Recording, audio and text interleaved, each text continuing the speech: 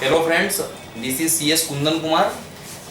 Today I will take the class of the Indian contract, the consideration. Okay, Indian contract का जो part consideration है, आज हम लोग उसको पढ़ने वाले हैं। अभी तक हम लोग बेसिक कॉन्ट्रैक्ट का डेफिनेशन पढ़ चुके हैं और इसेंशियल्स ऑफ वैलिड कॉन्ट्रैक्ट क्या क्या होते हैं, इन चीज़ों को हम लोग पढ़ चुके हैं। उसी कॉन्ट्रैक्ट के डेफिनेशन में हमने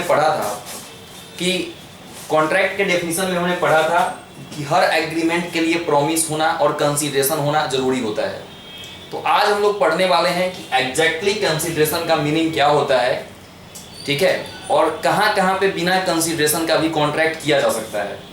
ऐसे जो सेक्शन 25 है इंडियन कॉन्ट्रैक्ट एक्ट का, जो सेक्शन 25 है वो बोलता है कि no consideration no contract, no consideration no contract, but certain exceptions are there.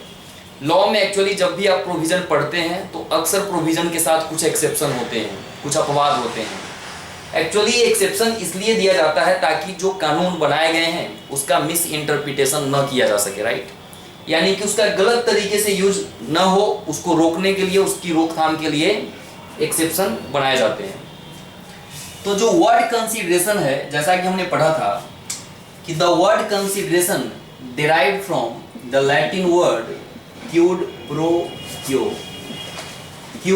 क्यो, जिसका मतलब होता है something received in return, something received in return. The word consideration derived from the Latin word quid pro quo, that means something received in return. जैसा कि हमने बताया था, समथिंग रिसीव्ड इन रिटर्न का मतलब होता है it may be monetary consideration, और it may be other than monetary consideration, कि ये मॉनिटरी भी हो सकता है और अदर देन मॉनिटरी कंसीडरेशन भी हो सकता है। मॉनिटरी का मतलब क्या होता है? रिलेटेड टू मनी, यानी कि अगर हम दुकान में 10 रुपया लेके जाते हैं एक पेन खरीदने के लिए, तो हम 10 रुपया देते हैं, ये दुकानदार के लिए मॉनिटरी कंसीडरेशन है, और दुकानदार हमें पेन देता है, वो मेरे लिए अदर देन मॉनिटरी कंसीडरेशन है। तो कंसीडरेशन का एग्जैक्टिव मीनिंग ही यही होता है कि जितने पार्टी आपस में रहेंगे, हर पार्टी के लिए कुछ रिसीव्ड होना जरूरी है, समथिंग रिसीव्ड इन रिटर्न। जब तक कुछ रिटर्न नहीं होगा तब तक कभी भी कंसीडरेशन नहीं होगा, और कंसीडरेशन नहीं होगा तो कॉन्ट्रैक्ट नहीं हो सकता है। क्यों? क्योंकि सेक्शन 25 बोलता है no consideration no contract. Okay, अच्छा, पहली बात हमने बताया कि समथिंग रिसीव्ड इन रिटर्न का मतलब है it may be in monetary term और it may be other than monetary term. Okay, consideration के बारे में एक और इंपॉर्टेंट बात है जो हमको समझना जरूरी है। क्या है वो बात? कंसीडरेशन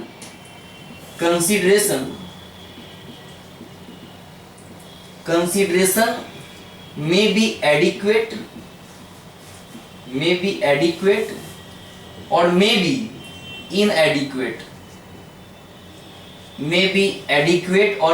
inadequate, फिर दो बात निकल के आया कि कंसीडरेशन एडिक्वेट भी हो सकता है, कंसीडरेशन इनएडिक्वेट भी हो सकता है। इसका क्या मतलब है? इसका मतलब ये है कि हम मान के चलते हैं, ठीक है, मैं मान के चलता हूं कि मुझे मेरा मोबाइल फोन बेचना है, जिसका fair market value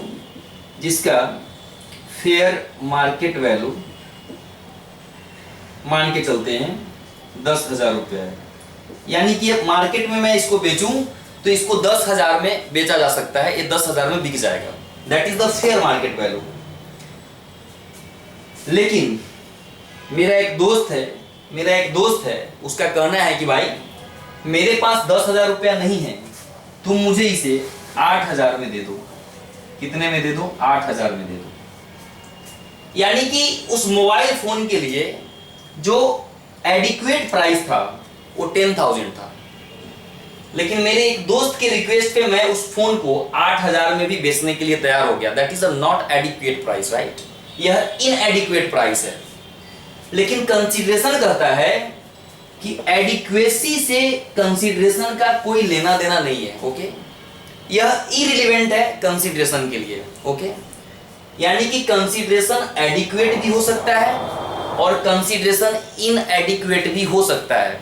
for example, suppose कीजिए कि मुझे मेरी बाइक बेचनी है, अगेन बाइक का फेयर मार्केट वैल्यू 50,000 रुपया है, 50,000 है। तो हम किसी पर्सन से डील कर रहे हैं बेचने के लिए, उसका कहना है कि ठीक है, मैं मानता हूं कि इसकी प्राइस 50,000 है, लेकिन मैं 50,000 रुपया नहीं दे पाऊंगा, आप मुझे ये बाइक 40,000 रुपये में दे दो। मेरा कहना है कि ठीक है, मैं 40,000 में आपको ये बाइक दूंगा, लेकिन हाँ, उस गाड़ी के जो पेपर है मैं आपको नहीं दूंगा।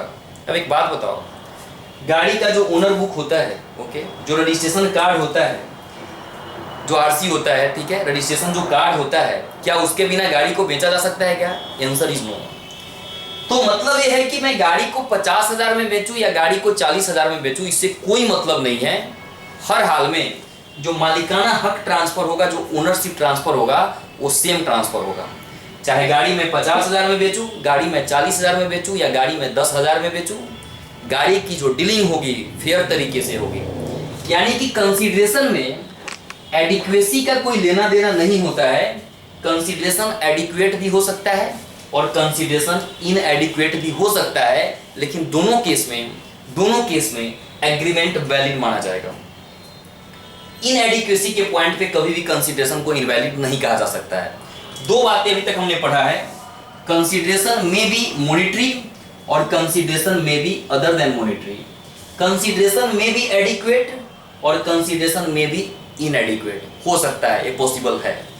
नेक्स्ट, उसके बाद जो है कंसीडरेशन की अगर मैं बात करूं तो कंसीडरेशन प्रेजेंट हो सकता है। देखते हैं क्या है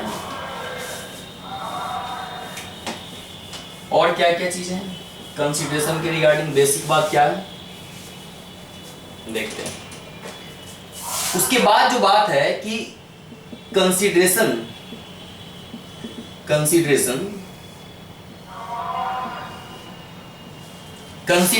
प्रेजेंट हो सकता है, राइट, प्रेजेंट हो सकता है।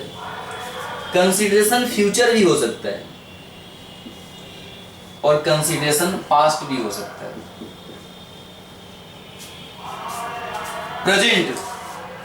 प्रेजेंट कंसीडरेशन से क्या मतलब है? मतलब ये है कि हम अभी दुकान में गए, ठीक है, कुछ सामान खरीदने के लिए, मैंने पैसा दिया, सामान लिया।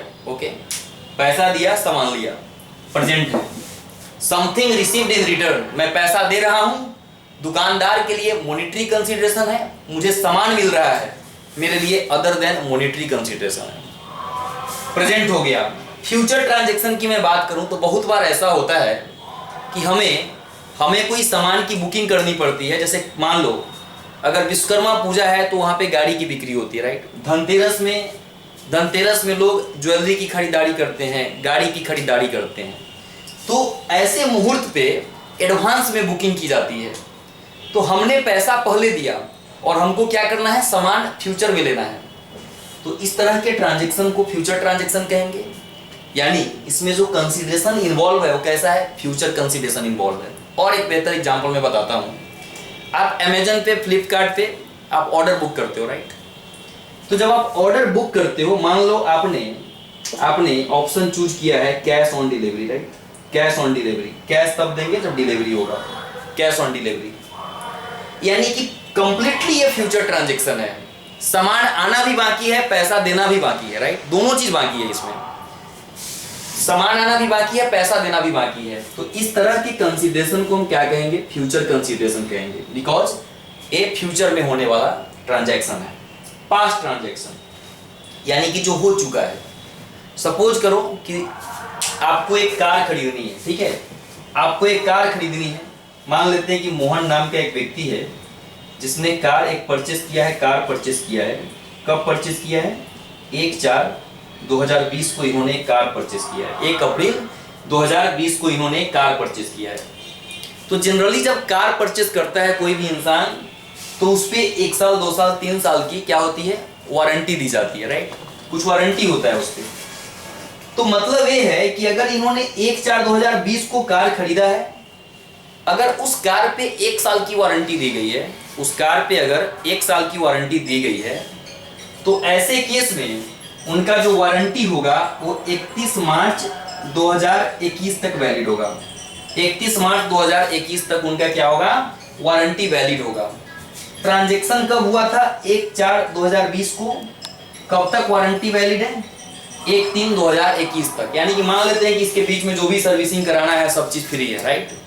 तो ट्रांजैक्शन हुआ है पास्ट में, बट स्टिल इस डेट तक एप्लीकेबल रहेगा, यानी कि कंसीडरेशन पास्ट भी हो सकता है, ठीक है। तो इस तरह से हमने देखा the word consideration derived from the Latin word quid pro quo, that means something received in return. Okay, something received in return, it may be in monetary term और it may be in other than monetary term. Okay, फिर हमने पढ़ा कि consideration का adequacy से कुछ लेना देना नहीं होता है, ठीक है। यानी कि एडिक्वेसी जो है कंप्लीटली इरेलीवेंट है, किसके लिए, कंसीडरेशन के लिए, ठीक है। किसी भी ट्रांजैक्शन के लिए कंसीडरेशन एडिक्वेट भी हो सकता है, इनएडिक्वेट भी हो सकता है। फिर हमने देखा कि कंसीडरेशन प्रेजेंट भी हो सकता है, कंसीडरेशन फ्यूचर भी हो सकता है और कंसीडरेशन पास्ट भी हो सकता है। ये बेसिक है कुछ कंसीडरेशन के बारे में।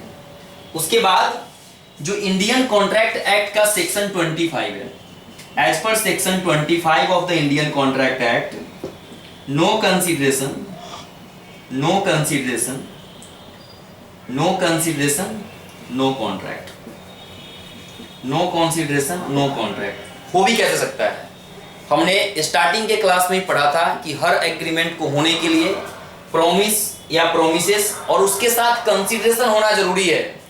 तो जब एग्रीमेंट ही कंप्लीट नहीं होगा तो भला कॉन्ट्रैक्ट की हम बात कैसे कर सकते हैं। Again, as per section 25 of the Indian contract act, no consideration, no contract. जब तक कंसीडरेशन नहीं होगा कॉन्ट्रैक्ट नहीं हो सकता है। लेकिन इस प्रोविजन के कुछ एक्सेप्शन है, कुछ अपवाद हैं, जहां पे कंसीडरेशन नहीं होता है बट स्टिल कॉन्ट्रैक्ट वैलिड माना जाता है। Prima facie no consideration, no contract, but certain exceptions are there. अब हम उस एक्सेप्शन को पढ़ेंगे। ध्यान रखे बात, ये आपके एग्जाम के लिए एक बहुत इंपॉर्टेंट क्वेश्चन है अपने आप में। आपके एग्जाम में सीधा क्वेश्चन आ सकता है कि define consideration and it's exceptions, कि डिफाइन कीजिए कंसीडरेशन, कंसीडरेशन से आप क्या समझते हैं और इसके एक्सेप्शन क्या क्या है। पढ़ते हैं हम एक्सेप्शन कि कंसीडरेशन के एक्सेप्शन क्या क्या होते हैं। पहला जो एक्सेप्शन है, ठीक है, पहला जो एक्सेप्शन है नेचुरल लव एंड अफेक्शन। पहला एक्सेप्शन क्या है, देखते हैं हम लोग।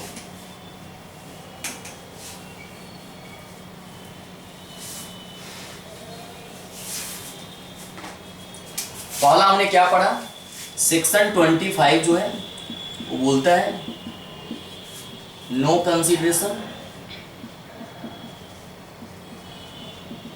No consideration, no contract, no consideration, no contract, ठीक है।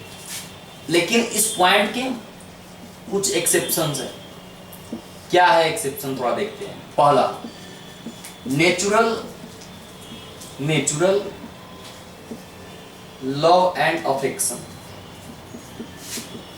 नेचुरल लव एंड अफेक्शन बड़ा रोमांटिक वर्ड है, लेकिन मीनिंग ऐसा कुछ नहीं है। देखते हैं क्या होता है इसमें। नेचुरल लव एंड अफेक्शन, ठीक है, बोलता है कि अगर नेचुरल लव एंड अफेक्शन है तो ऐसे केस में कंसीडरेशन का होना या न होना कोई मैटर नहीं करता है। कंसीडरेशन का होना या न होना कोई मैटर नहीं करता है। अभी मैं एक एग्जांपल बता रहा हूं, आप लोग एग्जांपल को पहले ध्यान से सुनना, उसके बाद आपको समझ में आ जाएगा कि इसका क्या मतलब है। मान लो कि एक ग्रैंड पेरेंट्स है, ठीक है, एक ग्रैंड पेरेंट्स नहीं लेते हैं, ग्रैंड फादर लेते हैं, राइट। एक ग्रैंड फादर है, ठीक है, यहाँ पे फादर है और यहाँ पे ग्रैंडसन है। अच्छा,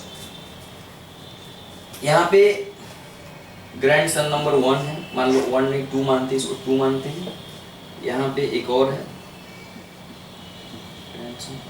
1 है और इधर एक 3 है। यानी कि इस एग्जाम्पल में हम ये देख रहे हैं कि यहाँ पे जो दादाजी हैं इनके 3 पोते हैं, राइट, इनके 3 पोते हैं, 1 2 एंड 3। अच्छा, इसमें से जो बड़ा वाला पोता है इनका, राइट, ये दादाजी की बहुत सेवा करते हैं, राइट, दादाजी की सेवा बहुत करते हैं। ये जो ग्रैंड सन है बड़ा वाला, ये दादाजी की बहुत सेवा करता है, बहुत सेवा करता है। तो अपने पोते के सेवा भाव से खुश होकर के, अपने पोते के सेवा भाव से खुश होकर के दादाजी ने अपने जिंदगी में डिसाइड किया कि मेरे नाम पे जो भी प्रॉपर्टी है, मेरे नाम पे जो भी प्रॉपर्टी है, क्या करूंगा मैं, अपने सारे प्रॉपर्टी को इसको विल कर दूंगा। क्या करूंगा, विल कर दूंगा, वसीयत कर दूंगा। और उन्होंने वसीयत कर दिया। क्या कर दिया, वसीयत कर दिया। एक्चुअली जो वसीयत होता है, इंडियन सक्सेशन एक्ट जो है 1925 में एक एक्ट बनाया गया था, उसी इंडियन सक्सेशन एक्ट के अकॉर्डिंग ये वसीयत ड्राफ्ट किया जाता है, ये वसीयत बनाया जाता है। तो ग्रैंडफादर जो है उन्होंने क्या किया, वसीयत, एक वसीयत लिखा, किनके नाम से, अपने ग्रैंडसन नंबर 1 के नाम से। तो जो भी वसीयत बनाया जाता है, ठीक है, जो वसीयत बनाया जाता है वो मरने के बाद, यानी कि जो वसीयत बनाता है उनके मरने के बाद, ठीक है, उनके मरने के बाद क्या होता है, मरने के बाद वो ऑपरेटिव हो जाता है। यानी कि जैसे ही ये दादाजी की मृत्यु होगी, उन्होंने जो भी चीज अपने वसीयत में लिखा था वो सबका मालिक कौन बन जाएगा, उनके पोता बन जाएंगे, ठीक है। तो इस पूरे ट्रांजैक्शन में हम क्या देख रहे हैं कि दादाजी अपने पोते के सेवा भाव से खुश होकर के अपनी सारी जायदाद, अपनी सारी संपत्ति क्या कर दिया, अपने बड़े पोते को वसीयत कर दिया उन्होंने। अच्छा, अब एक बात बताओ, क्या दादाजी यहाँ पे बाउंड थे? क्या ये बाउंड थे करने के लिए ऐसा? क्या बाउंड थे दादाजी करने के लिए ऐसा? Answer is no. दादाजी अपनी संपत्ति देते या न देते, इससे कोई फर्क पड़ने वाला नहीं था। अगर वो नहीं देते तो लाजमी है तीनों पोता में बढ़ता संपत्ति आगे के दिन में। लेकिन दादाजी अपने संपत्ति को अपने स्वेच्छा से, अपने मर्जी से वो अपने बड़े पोते को ट्रांसफर कर रहे हैं, राइट, इसमें कोई आपत्ति नहीं है, पहला चीज। लेकिन बात यहां पे यह है कि दादाजी इस प्रॉपर्टी को ट्रांसफर करते या न करते, इससे दादाजी के लिए कोई फर्क पड़ने वाला नहीं था। यानी कि इस ट्रांजैक्शन में दादाजी के लिए कुछ भी कंसीडरेशन नहीं है, दादाजी के लिए कोई भी कंसीडरेशन नहीं है। यानी कि प्रॉपर्टी देने के वजह से क्या दादाजी को कुछ मिल रहा है? Answer is no. ये पोता तो पहले से भी इनकी सेवा कर रहा है, ये तो ऐसे भी सेवा कर रहा है। ऐसा कुछ नहीं था कि मान लो कि पोता इनकी सेवा करने जाता है और दादाजी को धमकाता है कि अगर आप संपत्ति नहीं दिए तो आपको जान से मार देंगे, तो ये तो फिर बात ही अलग हो जाएगा। एकदम स्वेच्छा से सेवा करता है ये, और दादाजी भी अपने स्वेच्छा से संपत्ति देने की बात कर रहे हैं, ठीक है। मतलब ये है कि इसमें दादाजी के लिए कोई कंसीडरेशन नहीं है। इस पूरे एग्जाम्पल में दादाजी के लिए कोई कंसीडरेशन बिल्कुल नहीं है, right.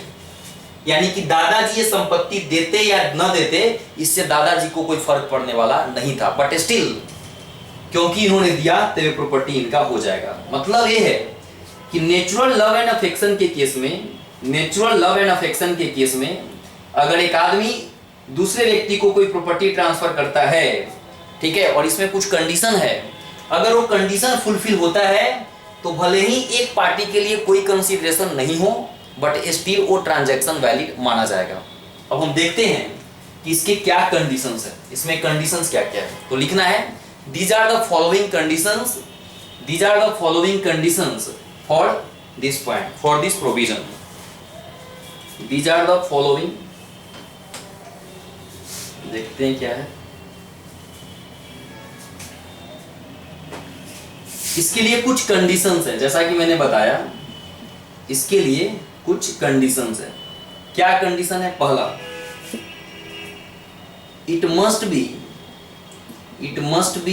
In written form, it must be in written form, ये रिटेन में होना चाहिए। इट मस्ट बी साइन, ये साइन होना चाहिए। तीसरा, it must be registered, registered if required, अगर रिक्वायरमेंट है तो इसका रजिस्ट्रेशन भी होना चाहिए। अच्छा, इट मस्ट बी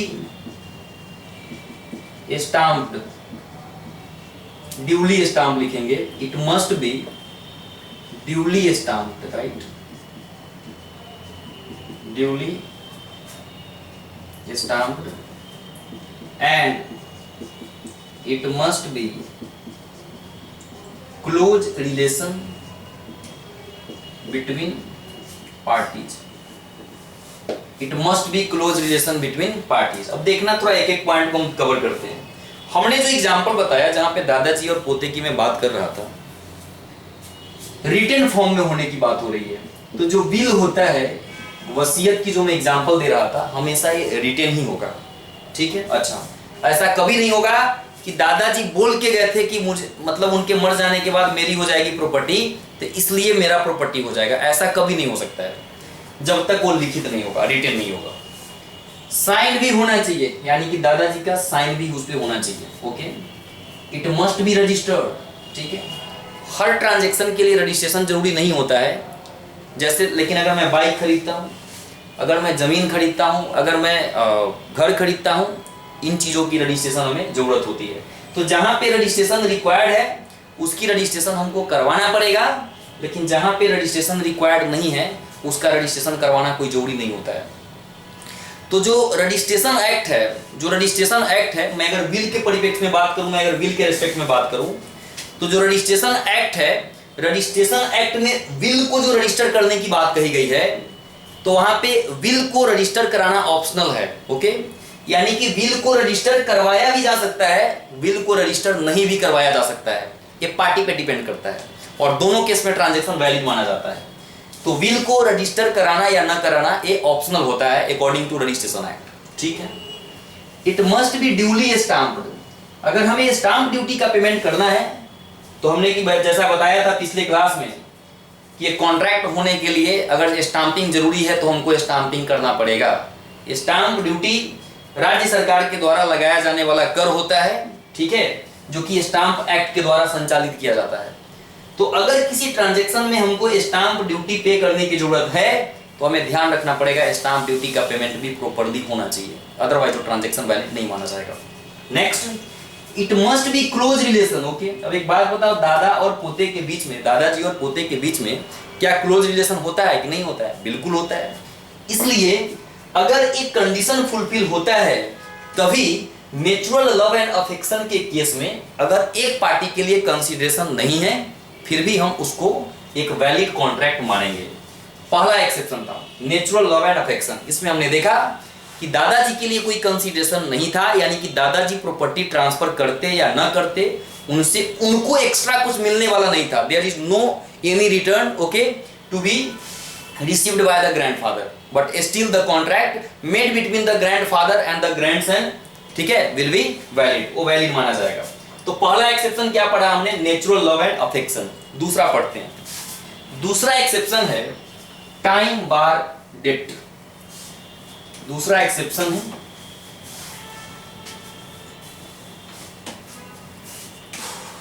दूसरा जो एक्सेप्शन है वो बोलता है time bar debt. Time bar date, इसका क्या मतलब है? बार का मतलब होता है लिमिटेशन। क्या होता है इसका मतलब? लिमिटेशन।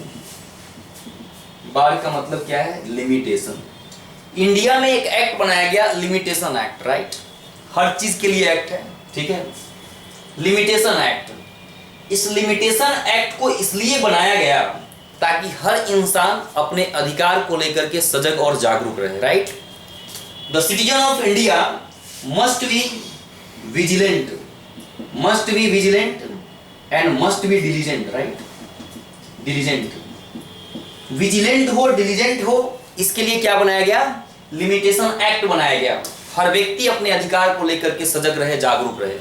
जो सावधान इंडिया दिखाया जाता है, आप उसमें देखते होंगे, क्या दिखाया जाता है? अपने अधिकार के प्रति सजग रहे, जागरूक रहे, राइट, सावधान रहे। तो वही चीज लिमिटेशन एक्ट में लिखा गया है। लिमिटेशन एक्ट में लिखा गया है कि आप भी अपने अधिकार को लेकर के सजग रहे, जागरूक रहे, और अगर आपके अधिकार का हनन होता है तो court will grant the remedy, जैसा कि हमने कॉन्ट्रैक्ट में पढ़ा था। Contract means an agreement which enforceable by law and enforceability का मतलब था the legal remedy available by court. लेकिन क्या कोर्ट मेरे घर आएगी कि मुझे कोर्ट के पास जाना पड़ेगा? तो मुझे कोर्ट के पास जाना पड़ेगा, right. Within a time limit, limitations are there. हर तरह के अपील के लिए, ठीक है, रिवीजन के लिए, रिव्यू के लिए एक पार्टिकुलर टाइम लिमिट ग्रांट किया गया है। हर तरह के डिस्प्यूट के लिए एक पार्टिकुलर टाइम डिफाइन किया गया है कि आपको इतने दिन के अंदर क्या करना है, अपना अपील वगैरह जो भी है दायर करना है। अच्छा, तो देखना यहां पे विजिलेंट और डिलीजेंट होना। तो टाइम बार डेट का मतलब है कि अगर मैं किसी को उधार पैसा देता